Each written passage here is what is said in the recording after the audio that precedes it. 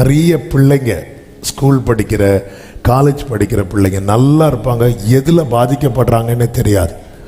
இதுவரைக்கும் தெரியல இவனுக்கு எதனால இந்த டிப்ரெஷன் ஆச்சு, சொல்லவும் மாட்டாங்க.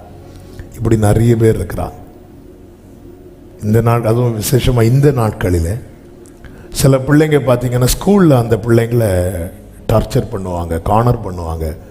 ஈவன் ஸ்கூல் டீச்சர்ஸே அந்த பிள்ளைங்களை மட்டும் ஒதுக்குவாங்க. கடந்த நாள் ஒரு பிள்ளை குறித்து கேள்விப்பட்டேன். அந்த டீச்சர் கிளாஸுக்கு போனாலே அந்த பிள்ளையை எழுப்பி விட்டுருவாங்க. அதனால் அந்த பர்டிகுலர் டே வரும்போது, அந்த வாரத்துக்கு ஒரு நாள் அந்த டீச்சர் வருவாங்க போல். அந்த நாள் வரும்போது அந்த பிள்ளைக்கு பயம் வருது. நான் ஸ்கூலுக்கு போகலை, எனக்கு பிடிக்கல. சின்ன பிள்ளை, நான் 2nd ஸ்டாண்டர்ட் படிக்கிற பிள்ளை. இந்த மாதிரியும் பண்ணுறாங்க நிறைய பேர். அதில் பாடம் எடுக்கிற டீச்சர்ஸ் இதை கேட்குறீங்கன்னா அன்பாக சொல்கிறேன், பிள்ளைங்க ரொம்ப ஈஸியாக அடாப்ட் ஆயிடுவாங்க. அதே நேரத்தில் ஈஸியாக பாதிக்கப்படுவாங்க, ரொம்ப பாதிக்கப்படுவாங்க. இன்னொரு பிள்ளையும் அதே மாதிரி தான் நம்ம சர்ச்சுக்கு வர எல்லாம் பிள்ளை, அந்த பிள்ளை ஸ்கூலுக்கு போக மாட்டேன். நல்ல பிள்ளை இங்கே இருந்து ஆராதிப்பா, அவள் ஆராதிக்கிறத நான் பார்த்துட்டே இருப்பேன் அந்த பிள்ளை ஆராதிக்கிறத.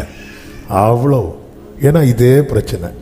கிளாஸில் டீச்சர் அவள்கிட்ட யாரும் பேசாதீங்க. அந்த பிள்ளை ரொம்ப பாதிக்கப்பட்டு அதுக்கப்புறம் ஸ்கூலில் போய் ஒரு வாரம் போகலை. சின்ன பிள்ளை. தயவு செய்து இது பெரிய தப்பு. இந்த மாதிரி பிள்ளைங்களை கார்னர் பண்ணி காயப்படுத்துறது தலைமுறைகளுக்கு ஆசீர்வாதத்தை தடுக்கும். நான் அதுக்கு மேலே சொல்லலை. தப்பு பண்ணால் தண்டிக்கணும், அது கடமை.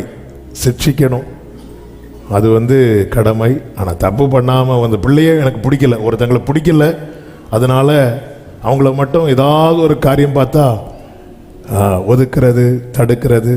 ஸோ இது பிள்ளைங்களை ஃப்யூச்சரில் எந்த அளவுக்கு பாதிக்குது. பிள்ளைங்க வாய் திறந்து சொல்ல மாட்டாங்க.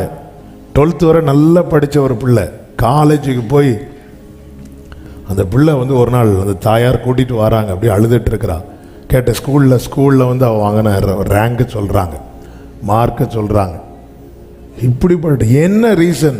அங்கே போனால் அங்கே இருக்கிற ரூம்மேட்ஸ் அந்த பிள்ளைய ஒதுக்கி அவங்க ஸ்டாஃப்கிட்ட அந்த பிள்ளைய பற்றி தப்பாக சொல்லி ஸ்கூலில் நல்ல பேர், எல்லாரும் அவளை தப்பாக பார்த்து ஃபஸ்ட் இயர் கூட கம்ப்ளீட் பண்ணல. அதுக்கப்புறம் இப்போ காலேஜ் போகிறான்னு நினைக்கிறேன் அந்த பிள்ளை. ஸோ இந்த மாதிரி நிறைய பிள்ளைங்க பாதிக்கப்படுறாங்க. ஒரு விஷயம், எல்லாரும் கைகளை உயர்த்தி, இது பிசாசனுடைய ஒரு பெரிய ஒரு தந்திரமான போராட்டம். எல்லாரும் கொஞ்சம் நல்லா ஸ்தோத்திரம் பண்ணுங்க. ஒரு நிமிஷம் கவனிங்க. நம்ம பிள்ளைங்க இப்படி பாதிக்கப்படாததுனால அதனுடைய சீரியஸ்னஸ் நமக்கு தெரியல. அந்த பெற்றோருடைய கண்ணீரெல்லாம் பார்க்க முடியாது. அப்படி பாதிக்கப்பட்டவங்க கிட்ட நீங்கள் ஒரு 1/2 hour பேசிட்டீங்கன்னா உங்களை அந்த பாதிப்பு பிடிக்கும். சொல்கிறேன் நம்மளால். ஏன்னா நமக்கு ஃபீல் ஆகும். ஏன்னா நம்ம வீட்லேயும் பிள்ளைங்க இருக்கிறதுனால நமக்கு அது ஃபீல் ஆகும். அப்போ இதெல்லாம் பிள்ளைகளை பாதிக்குதா? இந்த விஷயத்துலலாம் அஃபெக்ட் ஆகிறாங்களா? சின்ன விஷயமா இருக்கும். இதெல்லாம் நம்ம அதெல்லாம் கடந்து வந்ததுனால இதெல்லாம் ஒரு மேட்ரா அப்படின்னு தோணும். கர்த்தர் காக்கணும். ஏன்னா பிள்ளைகளுக்குள்ள நல்ல கிருபைகளை, நல்ல தாளந்துகளை கர்த்தர்.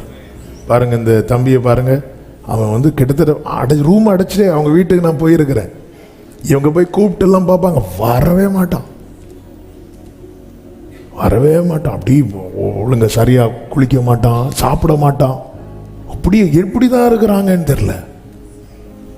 ரூம் அடைச்சிட்டு அப்படியே இருப்போம். சரி, ஒரு அட்லீஸ்ட் யார் கூடயாவது கான்டாக்டில் ஃப்ரெண்ட்ஸ் சர்க்கிள், ஒரு ஃப்ரெண்ட்ஸு கிடையாது. வேறு ஏதாவது ஒரு பேட் ஹேபிட்டும் கிடையாது. அப்படியே அடைச்சிட்டு அப்படியே இருப்பாங்க. எப்படி இருக்கும் அந்த தாயாருக்கு? வீட்டில் எல்லாரும் நல்ல நிலையில் இருக்கிறாங்க, அந்த தாயாருக்கு எப்படி இருக்கும்? ஆண்டவர் இப்படி இது ஒரு சாட்சி வாசித்ததுனால நான் இது சொல்கிறேன். நம்ம ஜெபம் பண்ணோம். அதே போல் பிள்ளைங்க, நம்மளும் பிள்ளைகளை காயப்படுத்துறது மாதிரி எதையும் சொல்லுங்க. பேசிடக்கூடாது. ஹல்லேலூயா. பிள்ளைங்களை சிக்ஷிக்க கூடாதுன்னு சொல்லலை. தப்பு பண்ணா பிரம்பை கையாளாதவன் தன் மகனை பகைக்கிறான் இருக்கு. நான் சொல்றது என்னன்னா, அந்த பிள்ளைகளை சிலர் பாருங்க, சில பிள்ளைய பிடிக்காது. சில வீட்டில் பாருங்க, அப்பாவுக்கு ஒரு பிள்ளைய பிடிக்கும், இன்னொரு பிள்ளைய பிடிக்காது. அம்மாவுக்கு இன்னொரு பிள்ளைய பிடிக்கும். இது என்ன ஆயிரும் அப்படி தெரியுமா? இது என்ன ஆகும் தெரியுமா? இது பைபிள் அப்படி ஒரு ஃபேமிலி இருக்கு. யாரு அது? என்னாச்சு தெரியுமா? அண்ணன் தம்பி கடையில் அப்படிதான் ஆகும். கடந்த நாளில் ஒரு சகோதரர் வந்தார். வந்திருந்து அப்படி சொல்றாரு, எங்க அப்பா எனக்கு மேல கேஸ் போட்டிருக்காங்க. எப்படிங்க இருக்கும்? ஏன்னா அந்த சகோதரருடைய மகளுக்கு அவர் எல்லாத்தையும் கொடுக்கணும்னு நினைக்கிறார். இவர் சொல்றாருங்க, நீங்க எல்லாத்தையும் கொடுத்துட்டு நாங்க எங்க போவோம்? நீ அட்லீஸ்ட் நீங்க எல்லாம் கொடுங்க எங்களுக்கு, இது மட்டும் கேட்குறாங்க. ஒரு மகன் அவருடைய உரிமையை கேட்குறாங்க. இவன் இருந்தா பிரச்சனைன்னு சொல்லிட்டு இவன் என்ன அடிக்கிறான், அப்படி பண்றான், இப்படி பண்றான்னு சொல்லிட்டு கேஸ் போட்டான். யாரு போட்டான்னு கேட்டேன். அப்பா. நமக்கு சித்தப்பாவா பெரியப்பாவா? அப்பா, சொந்த அப்பா. ஏன்னா அந்த ஏரியாலேருந்து என்ன துரத்தணும்.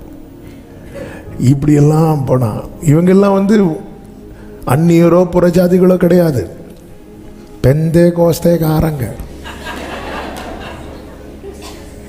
என்ன கோசுன்னு தெரியல. ஆனா சர்ச்சுக்கு வராங்களா? சர்ச்சு செக்ரட்டரியே அவங்க தான், காணிக்கு அவங்க தான் எடுப்பாங்களாம். யாராவது இப்படி எடுக்கிறீங்கன்னா தப்பா எடுத்துக்காதீங்க. ஒரு எக்ஸாம்பிள்.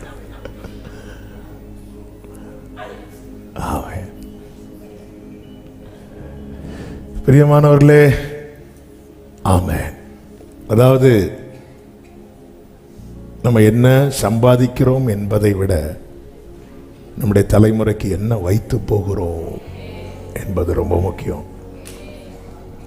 ஒரு விஷயம், இப்படி கைகளை உயர்த்தி, இந்த டிப்ரெஷன்ல இருக்கிற பிள்ளைகளுக்கு கர்த்தர் இறங்கி விடுதலை கொடுக்க எல்லாரும் சத்தத்தை உயர்த்தி இயேசு கிறிஸ்துவின் உயிர்த்தெழுந்த வல்லமையுள்ள நாமத்திலே செபிக்கிறோம்.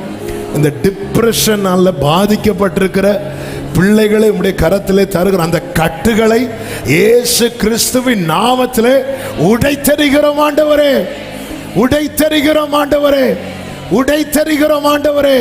இயேசுவின் நாமத்தில் இப்பொழுதே அந்த கட்டுகள் உடைவதாக. பிள்ளைகளுடைய படிப்புக்கோ, பிள்ளைகளுடைய வாழ்க்கைக்கோ, பிள்ளைகளுடைய எதிர்காலங்களுக்கோ எந்த காரியம் தடையா இராதபடிக்கு இயேசு கிறிஸ்துவின் நாமத்திலே ஜெயத்தை சொல்லி ஜெபிக்கிறோம்.